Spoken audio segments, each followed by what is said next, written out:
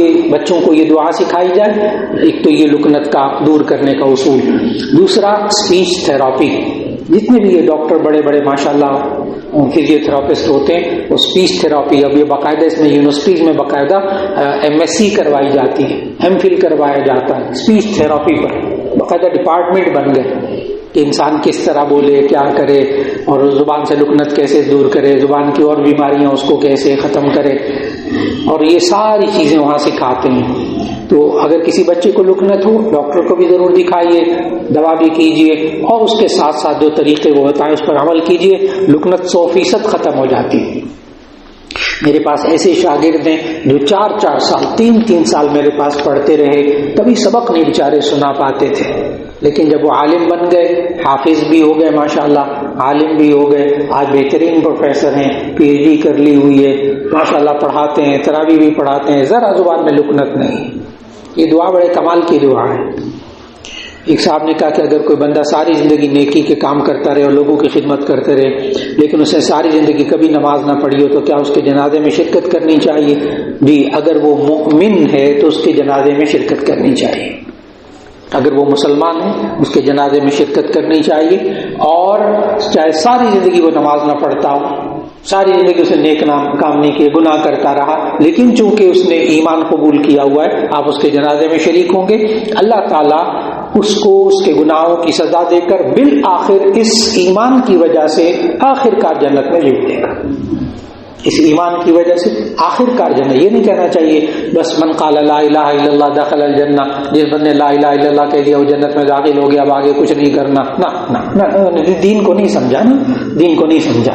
نہیں، آگے کچھ نہیں کرے گا تو جہنم میں تو کچھ ہوگا نا، پھر جہنم میں کچھ ہونے کے بعد پھر کہیں آئے گا واپس. اللہ معاف کرے.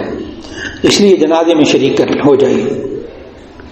ایک صاحب نے کہا بہنوئی فوت ہو جائے تو کیا سالی اس کا منہ دیکھ سکتی ہے جبکہ بہن بھی موجود نہ ہو؟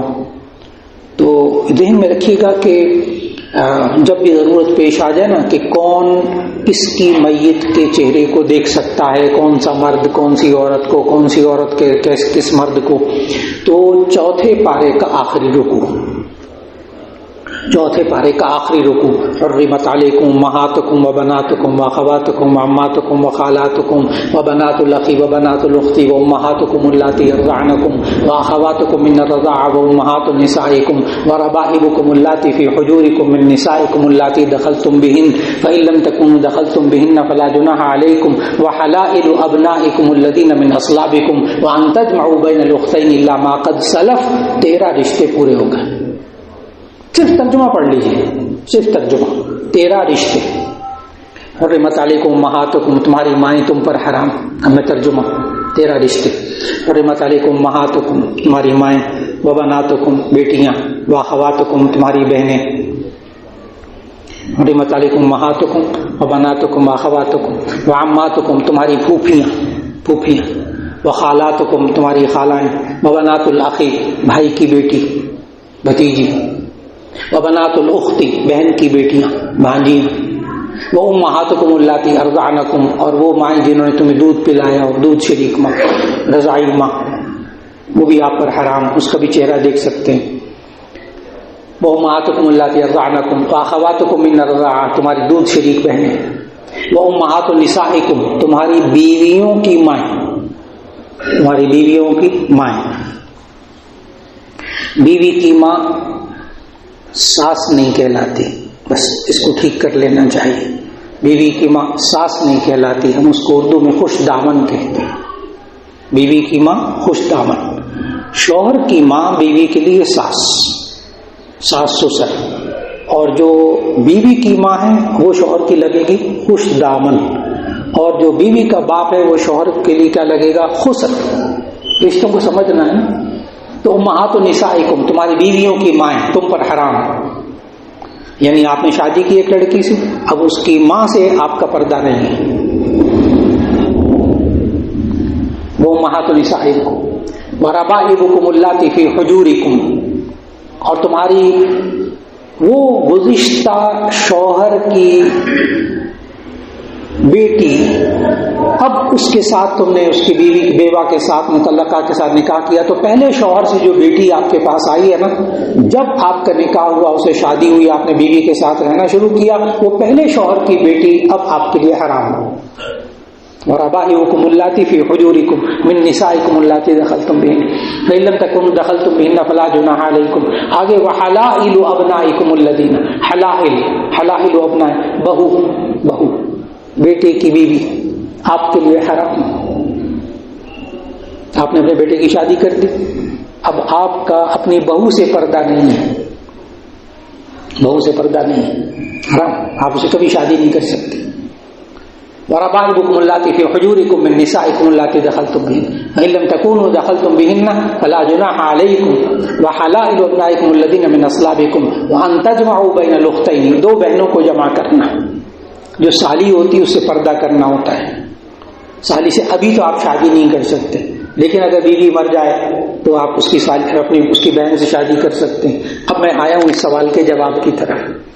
کیا بہنوئی فوت ہو جائے تو کیا سالی اس کا منہ دیکھ سکتی ہے؟ تو آپ نے سمجھ لیا کہ جس سے پردہ ہے وہ منہ بھی نہیں دیکھ سکتی، لہذا اگر بہنوئی فوت ہو جائے تو سالی منہ نہیں دیکھے گی. غیر محرم. ایسی صورت میں جب بھی ضرورت پیش آ جائے نا، تین باتوں کی، کس سے پردہ کرنا ہے، کس سے نہیں کرنا، کون حج اور عمرے پہ کون محرم ہو سکتا ہے، کس کے ساتھ عورت جا سکتی ہے، نمبر 3 کس سے شادی ہو سکتی ہے، کس عورت سے. ان 3 سوالوں کا جواب جب بھی چاہیے ہو نا، پردہ کس سے ہوگا، محرم کون ہوتا ہے، اور آپ کو کس کو سفر میں آپ ساتھ لے جا سکتے ہیں عمرے میں وغیرہ. تو اس کے لیے چوتھے پارے کا آخری رکوع پڑھ لیجئے، اس کا صرف ترجمہ پڑھ لیجئے. یہاں 13 رشتے ہیں، 12 رشتے محرمات ابدیہ میں سے ہیں، کبھی شادی نہیں ہو سکتی. 13واں رشتہ یہ سالی کا ہے کہ ابھی جب تک بیوی زندہ ہے تو آپ شادی نہیں کر سکتے، لیکن جب بیوی فوت ہو جائے یا اس کو طلاق دے دے تو سالی سے شادی ہو سکتی ہے، اسے بھی پردہ کرنا ہوگا. ایک صاحب نے کہا کہ میں ایک سیمی گورنمنٹ ادارے میں کام کرتا ہوں، ہمارا پروویڈنٹ فنڈ شروع ہو رہا ہے، اس کے بارے میں وضاحت کر دیں. جی، پروویڈنٹ فنڈ یہ ہوتا ہے کہ آپ کی تنخواہ ہی میں سے کچھ پیسے کاٹ لیے جاتے ہیں، آپ کو نہیں دیے جاتے. گورنمنٹ میں بھی یہی ہوتا ہے، پرائیویٹ میں بھی یہی ہوتا ہے کہ وہ جمع ہو جاتے ہیں. آپ جب ریٹائر ہوتے ہیں یا کمپنی چھوڑتے ہیں تو آپ کو وہ پیسہ اور اس پر جتنا منافع لگا ہوتا ہے وہ آپ کو ملتا ہے. یہ جائز ہے، 100% جائز، 100% جائز. جی پی فنڈ، پروویڈنٹ فنڈ بالکل جائز. ایک صاحب نے کہا کہ دعا مانگتے وقت یہ کہنا کہ اللہ اپنے پیارے حبیب صلی اللہ علیہ وسلم کے صدقے مجھے یہ عنایت کر دے. جی، نبی صلی اللہ علیہ وسلم کا واسطہ دے کر دعا مانگنا، وسیلہ دے کر دعا مانگنا سب کے نزدیک جائز. نبی صلی اللہ علیہ وسلم کا وسیلہ، نبی صلی اللہ علیہ وسلم کے صدقے دعا مانگنا بالکل جائز. اس میں اختلاف ہے کیا اور نیک بندوں کو وسیلہ بنایا جا سکتا ہے کہ نہیں، اس میں اختلاف ہے اور بچنا چاہیے، جس میں اختلافوں سے بچنا چاہیے. ایک صاحب نے کہا کن کن چیزوں سے روزہ ٹوٹتا ہے، تو اس کا جواب یہ ہے پہلے آپ روزے کی تعریف، روزے کی ڈیفینیشن آپ ذہن میں رکھیں گے تو آپ کو بڑی سہولت ہو جائے گی. روزہ 3 چیزوں سے رکنے کا نام ہے، کھانا، پینا، ازدواجی تعلق. بس پھر میں دوہرا دوں، 3 چیزوں سے رکنے کا نام روزہ ہے، کھانا، پینا، ازدواجی تعلق. اگر ان 3 چیزوں میں سے کسی کی خلاف ورزی ہوگی تو روزہ نہیں ٹوٹے گا، باقی کسی چیز سے نہیں ٹوٹے گا. انجیکشن لگوایا روزہ نہیں ٹوٹے گا، چاہے انٹرا وینس ہو چاہے انٹرا مسکولر ہو، یعنی رگ میں لگوائیں انٹرا وینس یا انٹرا مسکولر، روزہ نہیں ٹوٹے گا کیونکہ یہ کھانا پینا نہیں ہے. آپ نے انسولین لگا لی، روزہ نہیں ٹوٹے گا. ہاں، اگر آپ نے انہیلر لیا جس میں دوائی ہوتی ہے وہ حلق میں چلی گئی تو دوائی کھائیے آپ، اب روزہ ٹوٹے گا. لہذا انہیلر روزے میں نہ لیا جائے، اس سے روزہ ٹوٹ جاتا ہے. اور کسی شخص کو سانس کی تکلیف ہو تو اپنے ڈاکٹر سے رجوع کریں. اب الحمدللہ اسی دوائی کی گولیاں بھی آ گئی ہیں، ٹیبلٹس آ گئی ہیں کہ آپ ایک گولی، آدھی گولی وہ صبح ساری کے وقت اور ایک آدھ گولی ڈاکٹر کے کہنے کے مطابق آپ افطار کے وقت کھا لیں. سارا دن انہیلر کی بالکل ضرورت نہیں پڑتی، ایک دفعہ بھی ضرورت نہیں پڑتی. اب دوائیاں آ گئی، وہ الگ سے یہ ہے کہ ڈاکٹر کے مشورے کے مطابق. تو کن کن چیزوں سے روزہ ٹوٹتا ہے؟ کھانا، پینا، ازدواجی تعلق. کیا جھوٹ بولنے کی وجہ سے روزہ ٹوٹ جاتا ہے؟ تو اس کا جواب ہے نہیں، ثواب میں کمی ہوتی ہے۔ غیبت کرنے سے روزہ مکروہ ہو جاتا ہے، روزہ ٹوٹتا نہیں۔ تیل لگانے سے، مالش کرنے سے روزہ نہیں ٹوٹتا۔ آنکھ میں دوا ڈالنے سے روزہ نہیں ٹوٹتا۔ آنکھ میں دوا ڈالنے سے روزہ بالکل نہیں ٹوٹتا، چاہے دن میں 10 دفعہ ڈالیں، چاہے اس کی کڑواہٹ حلق میں آ جائے، لیکن وہ انڈائریکٹ آتی ہے، ڈائریکٹ نہیں آتی۔ اور کان میں اور ناک میں دوا نہیں ڈالنی۔ کان کی تفصیل یہ ہے کہ کان کا اگر پردہ ٹھیک ہو، ڈاکٹر کہتے ہیں آپ کا پردہ کان کے اندر ٹھیک ہے، پھر دوا ڈالی جائے لیکوڈ، تو روزہ نہیں ٹوٹتا کیونکہ اندر نہیں جاتی دوا۔ لیکن اگر سنائی نہ دیتا ہو، ڈاکٹر کہتے ہوں کہ پردہ اندر کا تھوڑا سا سوراخ ہے، تو ایسی صورت میں اب دوا ڈالی جائے گی تو ڈائریکٹ حلق میں اور معدے میں جائے گی، وہ روزہ ٹوٹ جائے گا، اس لیے کان میں دوا نہ ڈالیں۔ اور باقی رہا ناک، اس میں بالکل دوا نہیں ڈالنی، انہیلر بھی نہیں لینا، ناک والا انہیلر بھی نہیں لینا، اور ناک میں پانی بھی نہیں جانا چاہیے۔ بعض حضرات پوچھتے ہیں کہ یہ جو روئی وہ کورونا ٹیسٹ کرتے ہیں اور ٹیسٹ کرتے ہیں ناک میں ڈال کے، تو گھما کے وہ تھوڑا سا نکالتے ہیں، تو اس کے کہ کھانا پینا نہیں ہوا نا، کھانا پینا نہیں، اس میں کوئی دوائی نہیں ہوتی، اس پہ جو ٹیسٹ کی سٹک ہوتی ہے اس پہ کوئی دوائی نہیں ہوتی، آگے روئی سی لگی ہوتی ہے، اس پہ وہ مواد لے کر تو وہ اس کو فلنگ کر لے، اس کو رکھ لیتے ہیں، سنبھال لیتے ہیں بوتل کے اندر، تو اس سے روزہ نہیں ٹوٹتا۔ ایک صاحب نے کہا کہ بچے کے پیدائش کے بعد خون بند ہونے کی صورت میں کب نماز شروع کرنی ہے؟ جی، بچے کی پیدائش کے بعد جو خون آتا ہے اسے نفاس کہتے ہیں، اور نفاس کی زیادہ سے زیادہ مدت 40 دن ہے، یعنی 40 دن تک بلڈ آتا رہے تو نماز معاف۔ لیکن یہ 40 دن تک ہمارے ملک پاکستان کے تمام علاقوں میں 40 دن تک بلڈ نہیں آتا، زیادہ سے زیادہ بچے کی پیدائش کے بعد 10 دن 12 دن 8 دن 10 دن 12 دن بلڈ آتا ہے، بس اتنی نمازیں نہیں پڑھیں گی۔ یہ جو ہے نا بعض خواتین ہوتی ہیں کہ 10-12 دن بعد بلڈ بند ہو جاتا ہے، پھر بھی وہ چلہ پورا ہوگا تو نماز پڑھے گی، بالکل غلط ہے، چلہ کوئی چیز نہیں، وہ 40 دن ہے، 40 دن تک اگر بلڈ آتا رہے تو نماز معاف، وہ ایک الگ چیز ہے۔ لیکن اگر اس سے پہلے بلڈ رک جائے، 10 دن 12 دن بعد بلڈ رک گیا، ایک نماز کا مکمل وقت گزر جائے، اگلی نماز میں وہ غسل کر کے نماز پڑھے گی۔ یہ اس کا معیار کیا ہے؟ کب پڑھے گی نماز؟ ایک فرض نماز کا وقت گزر جائے اور بلڈ نہ آئے، اب یہ نہا دھو کر دوبارہ نماز پڑھ لے۔ ایک صاحب نے کہا قبرستان میں بلند آواز کے ساتھ قرآن پڑھنا، ہاتھ اٹھا کر دعا مانگنا۔ جی، قبرستان میں اونچی آواز سے قرآن پڑھیں جائز ہے، لیکن قرآن مجید لے کر فزیکلی قرآن مجید لے کر نہ جائیں وہاں، یہ بے ادبی ہے۔ قرآن زبانی پڑھ لیں، سورہ فاتحہ پڑھ لیں، سورتیں پڑھ لیں، سورہ یاسین پڑھ لیں، زبانی پڑھ لیں۔ جہاں تک رہا ہاتھ اٹھا کے دعا مانگنا، اس کی تھوڑی سی ٹیکنیک ذہن میں رکھ لیجیے کہ اگر مانگنے کی ضرورت بھی پیش آئے نا تو قبلے کی طرف منہ کر کے مانگ لیں، تاکہ وہ لوگ کہ جو قبر سے مانگتے ہیں، قبر والے سے مانگتے ہیں، ان کے ساتھ مشابہت نہ ہو جائے، وہ شرک ہے۔ صاحب قبر سے مانگنا وہ ایک الگ مسئلہ ہے، تفصیل ہے اس میں، کس حد تک جا کے شرک ہوتا ہے، کس حد تک جا کے نہیں شرک ہوتا۔ ایک دم قبرستان میں جا کر ہاتھ اٹھا کے دعا مانگے تو شرک نہیں ہوتا، یہ ذہن میں رکھیں، ایک دم گناہ کبیرہ نہیں ہوتا، لیکن چونکہ ان کے ساتھ مشابہت ہوتی ہے، اس سے بچیں۔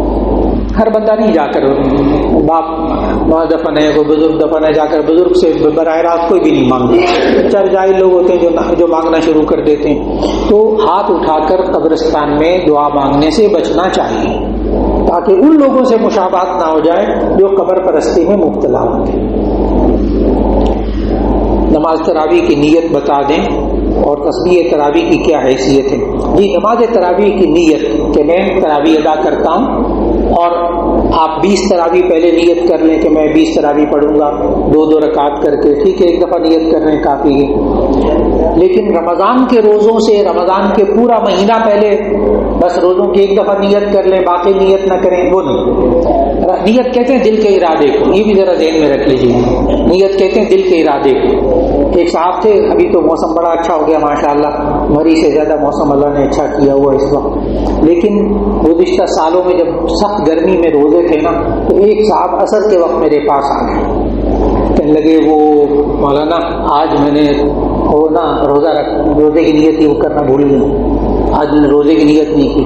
اب میں بھی بڑا پریشان ہوا کہ اللہ کا بندہ گرمی کا موسم ہے, پوچھ بھی اثر کے وقت رہا, کیونکہ ظہر سے پہلے نیت کرنی ہوتی ہے نا, نصف نہار سے پہلے نیت کرنی ہوتی. تو مجھے بڑا ہوا کہ سارا دن اب بیچارہ تکلیف میں رہا, اور اب آ کے جو ہے نا اثر کے وقت میرے سے آ کے مسئلہ پوچھ رہا ہے. تو تھوڑی سی پریشانی ہوئی. تو میں نے ان صاحب سے پوچھا کہ صبح ساری کھائی تھی؟ کہنے کہ جی ساری کھائی تھی.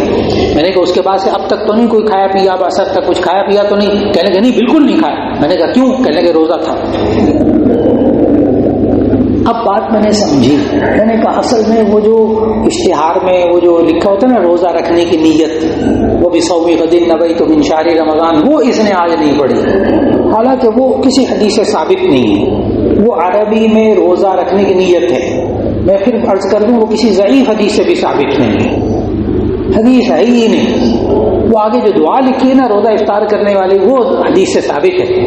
یہ روزہ رکھنے کی نیت ایک ادب سکھایا گیا کہ آپ روزے کی نیت کیسے کریں, یہ سکھایا گیا. اور نیت کہتے ہیں دل کے ارادے کو. اب آپ خود سمجھ گئے کہ اس نے عصر کے وقت مجھ سے پوچھا کہ میں نے آج نیت کرنا بھول گیا, حالانکہ اس نے نیت کی ہوئی تھی.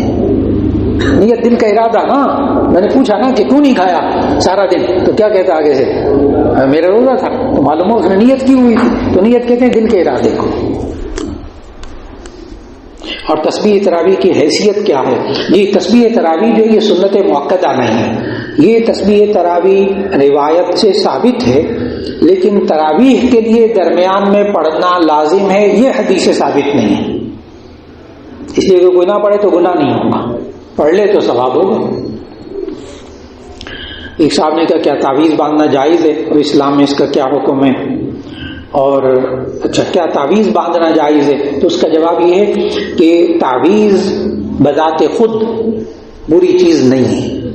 تعویذ کا معنی ہوتا ہے عوض یعوذ تعویذ, یہ عربی لفظ ہے. اس کا مطلب ہے پناہ مانگنا. تعویذ کا معنی پناہ مانگنا. جتنی دعائیں اللہم انی اعوذ بکا سے جتنی دعائیں شروع ہوتی ہیں ساری تعوذات ہیں, ساری تعویذات ہیں. اور یہ معوذتین خود نبی صلی اللہ علیہ وسلم نے نام رکھا ہے اس کا. سورہ قل اعوذ برب الفلق اور آخری قل اعوذ برب الناس, ان دو صورتوں کا نام نبی صلی اللہ علیہ وسلم نے کیا رکھا؟ معوذتین. بخاری شریف کے الفاظ ہیں معوذتین, وہ دو صورتیں جن کے ذریعے بری چیزوں سے پناہ مانگی جاتی ہے, اللہ کی پناہ مانگی جاتی ہے. قل اعوذ برب الفلق, قل اعوذ برب الناس. تعویذ پناہ مانگنا. اگر پناہ مانگیں آپ ایسے الفاظ کے ساتھ جو قرآن و سنت سے ثابت ہیں جائز ہے. بہت آسان سی بات ہو گئی. تعویذ زبانی کریں, لکھ کر کریں. اگر وہ قرآن و سنت کے الفاظ ہیں یا قرآن و سنت کے مطابق الفاظ ہیں تو وہ تعویذ درست ہے, وہ تعویذ درست ہے. اسے باندھنا درست ہے, اسے پینا درست ہے, اسے پلانا درست ہے, جائز ہے. اور اگر اس تعویذ کے الفاظ اس میں جنات کو پکارا گیا ہے, جنات سے مدد طلب کی گئی ہے, شیاطین سے مدد طلب کی گئی ہے, الٹی سیدھی باتیں لکھی ہوئی ہیں, اس کو پہننا شرک ہے, اس سے بچنا چاہیے, اس سے بچنا چاہیے. اس لیے بہت واضح الفاظ. تعویذ وہ شرک ہے جس کے الفاظ شرکیہ. جائز ہیں ایسی صورت میں جائز ہے. اور یہ سوچنا کہ جب سے میں نے تعویذ اپنی دکان میں باندھا ہے, رکھا ہے, اس وقت سے اس تعویذ نے میرے کاروبار کو بڑھا دیا, تو یہ بندہ کلمہ پڑھے. اس تعویذ نے میرے کاروبار, یہ شاندار تعویذ تھا. تعویذ شاندار, اللہ شاندار نہیں, اللہ نے نہیں کیا, تعویذ نہیں کیا, تو پھر پہلے کلمہ پڑھ لیں, کیونکہ اب اس کا ایمان خراب ہو گیا. بہت واضح بات ہو گئی, بہت واضح بات. ایک صاحب نے کہا رشتوں کے وقت دونوں بچوں کا ستارہ ملانا جائز ہے. رشتوں کے وقت یہ آتے ہیں لوگ کہتے ہیں مولانا وہ لڑکے کا نام یہ ہے, اس کی والدہ کا نام یہ, لڑکی کا نام یہ, اس کی والدہ کا نام یہ, ذرا حساب کتاب کر کے بتائیں یہ رشتہ ٹھیک ہے کہ نہیں ٹھیک ہے. تو اس کا جواب یاد رکھ لیجیے گا کہ یہ جو ستارے ہیں نا, ستارے یہ اللہ کی مخلوق ہیں, یہ مخلوق ہے. پورا علم ہے, یہ فن ہے, علم نجوم, اسٹرانومی, اسٹرالوجی, پورا فن ہے, کمال کا فن ہے. لیکن ان کو چلانے والا اللہ ہے. فن کمال کا ہے. یہ پامسٹری علم الید، ہاتھ کا علم، ہاتھ کی لکیروں کا علم. اور کیروں نے بڑا کام کیا، کیروں نے پامسٹری میں بڑا کام کیا، بڑی کتابیں لکھی، کمال کر دی، اپنے فن کا ماہر تھا. پڑھا اس فن کو بھی پڑھا، بہت اچھی طرح پڑھا، ایسی خامخواہ نہیں. لیکن یہ پامسٹری، یہ علم الید اور یہ جو ستارہ ملانا اور یہ نمبرنگ، علم ابجد پورا آتا ہے الحمدللہ، پورا پڑھا. ابجد، حوض، حقی، کلبن، صافت، فرشت، سخت، زخ، میں نے پورا علم ابجد سنا دیا ہے آپ کو، الحمدللہ آتا ہے. لیکن یہ سب علوم انسانی ذہن کی پیداوار ہیں، ان کا تعلق وحی کے ساتھ نہیں ہے، ان پر ایمان نہ رکھے. بات مکمل ہو. یہ اسٹرالوجی، یہ اسٹرانومی، یہ پامسٹری، یہ نمبرنگ کا علم، یہ سب کیا ہے؟ یہ ستاروں کا، یہ سب کیا ہے؟ انسانی ذہن کی پیداوار. میں نے یہ نہیں کہا غلط ہے، کیا کہا ہے؟ انسانی ذہن کی پیداوار ہے. اس پر ایمان نہ رکھے، ایمان وحی الہی پر رکھے. بس بات مکمل ہو. تو اس لیے رشتوں کو ملانے کے لیے بچوں کا ستارہ ملانا جائز نہیں ہے. بچوں کو ملائیے، ان کے ستاروں کو نہ ملائیے. ان کے ماں باپ سے ملیے، ان کے ماں باپ کا احترام کیجیے، ان کے دلوں میں جوڑ پیدا کیجیے. ستاروں کے ملنے سے کچھ نہیں ہوتا. جی ابابیل پڑھنے کا کیا کرتے ہیں؟ ابابیل نہیں، ابابیل اور چیز، کوئی بات نہیں. ابابیل بھی قرآن میں ہے، وہ سورۃ الفیل کے اندر الم تر کیف فعل ربک باصحاب الفیل الم یجعل کیدہم فی تضلیل وارسل علیہم طیرا ابابیل. وہ چھوٹے چھوٹے پرندے جن کی چونچوں میں، پنجوں میں کنکریاں تھیں، تو ابابیل وہ پرندے. اور یہ جو نماز کے بارے میں پوچھ رہے ہیں وہ ہے اوابین. یہ جمع ہے اواب کی. اواب کا معنی خوب رجوع کرنے والا، توبہ کرنے والا. اواب کا معنی توبہ کرنے والا، رجوع کرنے والا. اور اوابین وہ نماز کی جس سے اللہ تعالیٰ اس بندے کی توبہ قبول کر لیتا ہے. یہ ہے مغرب کے بعد 6 رکعتیں پڑھنا. اوابین مغرب کے بعد 6 رکعتیں پڑھنا. بعض حضرات مجھے بہت کہتے ہیں اوابین کسی حدیث سے ثابت نہیں. اوابین کسی حدیث سے ثابت نہیں، بڑی غلط فہمی میں ہے. اوابین کا لفظ نہیں آتا جامع ترمذی میں، لیکن مغرب کے بعد 6 رکعتیں پڑھنے کا ثواب ترمذی میں پورا باب قائم کیا امام ترمذی نے، اور باقاعدہ حدیث ذکر کی. اوابین سنت غیر مؤکدہ، پڑھ لیں گے اللہ تعالیٰ سارے گناہ معاف فرما دے گا، نہیں پڑھیں گے گناہ نہیں ہوگا. جی وہی اوابین توبہ کرنے والے، رجوع کرنے والے. اوابین کا معنی توبہ کرنے والے، رجوع کرنے والے. 2 سنت اس 6 میں شامل کر سکتے ہیں. جی بس یہ ہے کہ بھائی صاحب کا سوال پتہ کیا، میں ذرا بول دوں تاکہ وہ ریکارڈ بھی ہو جائے. بھائی صاحب نے سوال کیا کہ 6 رکعتیں ہیں اوابین کی، تو جو ہم 2 سنتیں پڑھتے ہیں کیا اس کو اس میں شامل کر سکتے ہیں؟ تو اس کا جواب آسان الفاظ میں دینے لگا ہوں کہ اللہ تعالیٰ کے ساتھ نا ایڈجسٹمنٹ کا کھیل نہ کریں. یہ ہمیں عادت ہے نا ایڈجسٹمنٹ کرنے کی، تو وہ ایڈجسٹ نہیں کرنا، اس کو مستقل پڑھنا ہے. ہاں البتہ اگر آپ سنتوں کہ وہ سنت موقدہ ہیں، اصل جو جس طرح میں متوجہ کرنا چاہتا ہوں نا، مغرب کے بعد کی جو 2 سنتیں وہ مؤکدہ ہیں، اور یہ 6 نفل ہیں غیر مؤکدہ ہیں. تو آپ ان 2 سنتوں کو ڈیگریڈ نہ کریں نا، ان کو پڑھیں، وہ مؤکدہ ہے، نہ پڑھا تو گناہ ہوگا. پھر اس کے بعد ہمت نہیں ہے نا، تو وہ 6 کے بجائے آپ 2 نفل ہی پڑھ لیں گے نا، یا اللہ اسی کو قبول کر لیں، ثواب مل جائے گا انشاءاللہ. پھر ایڈجسٹ کیا اللہ پتہ نہیں اس سے زیادہ ہی دے دے. تو سنتوں کو ایڈجسٹ نہیں کرنا چاہیے، وہ موقع ہے. کبھی کبھی میں جواب دینے کا نہیں انداز اختیار کر لیتا ہوں جس سے جواب بڑی اچھی طرح سمجھ میں آتا ہے، تو اس سے ناراض نہیں ہونا کسی نے. وہ اصل میں میرے جواب دینے کا سٹائل ایسا ہو جاتا ہے، تو اس سے ناراض نہیں ہونا کسی نے. مقصود جو ہے وہی ہوتا ہے تاکہ جواب اچھی طرح یاد ہو جائے. اب یہ دیکھا آپ کو جواب کبھی بھولے گا نہیں کہ اللہ تعالیٰ سے ایڈجسٹمنٹ نہیں کرنا. بعض لوگ ہوتے ہیں نا، وہ کہتے ہیں میں نے کسی کو قرض دیا ہوا ہے مولانا، اب وہ قرض دے نہیں رہا، میں نے اب دیکھنا 1.5 لاکھ روپے میں نے زکوٰۃ بھی دینی ہے، اب میں زکوٰۃ دے دوں ادھر سے وہ پیسے بھی نہیں دیتا، تو کیا جو میں نے زکوٰۃ دینی ہے اس کو میں اس کا قرض کی واپسی سمجھ کر اپنے پاس رکھ لوں تو میری زکوٰۃ ادا ہو جائے گی؟ اب اس کے کیا کہتے ہیں؟ ایڈجسٹمنٹ. یہ جائز نہیں، انہیں زکوٰۃ ادا نہیں ہوگی. ہاں آپ اس بندے کو یہ 1 لاکھ روپے اس نے دینا تھا آپ ٹھیک، اور وہ قرض دار مقروض ہے، نہیں پتا ہے آپ کو کہ اس کے حالات ایسے نہیں ہیں، آئندہ بھی کوئی توقع نہیں، آپ 1 لاکھ روپے اس کے ہاتھ میں دے دیتے ہیں نا، ادھر لے لو، اب تم قرض ادا کرنا چاہو تو کر دو، میں تمہیں باؤنڈ نہیں کرتا، پکا نہیں کرتا. وہ پھر کہتا ٹھیک ہے جی آپ 1 لاکھ روپے لے لیں.